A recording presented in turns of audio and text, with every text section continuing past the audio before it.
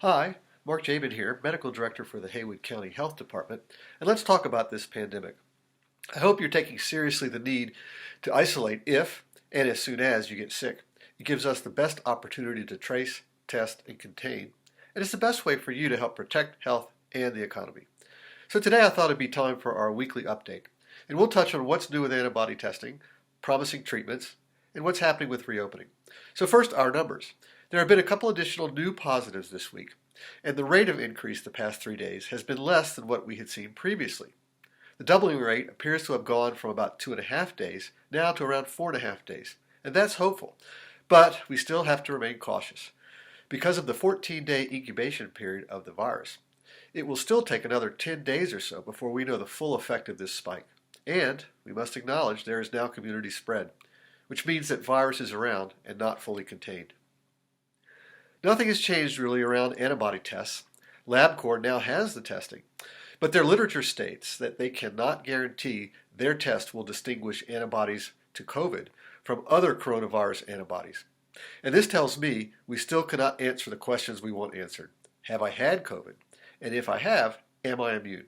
So no change here, but stay tuned. I'm hopeful this will get figured out. Remdesivir is getting a lot of attention as a treatment.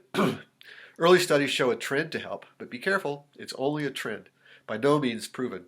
And no one who believes that it may be a good treatment believes that it will be a magic bullet. The governor announced the state is moving to phase 1, reopening, and that's based in part on certain metrics. So let's examine those for a minute, both for the state and here in Haywood County. Visits for COVID-like illness in the state are down. We're flat. That's a okay sign, yeah. Next, the trajectory of cases. So federal guidelines call for a decreasing number of cases for 14 days. If you take away New York, Detroit, New Orleans, nationally cases are still increasing. And for the state, our cases are still increasing slightly too. It would be nice to see North Carolina's numbers without Charlotte and Raleigh. In Haywood County, though, we are up significantly. Not a good sign. Positive tests as a percentage of the total tests done. The important metric here is 10%. North Carolina, this is decreasing from 15% in mid-April to now about 8%.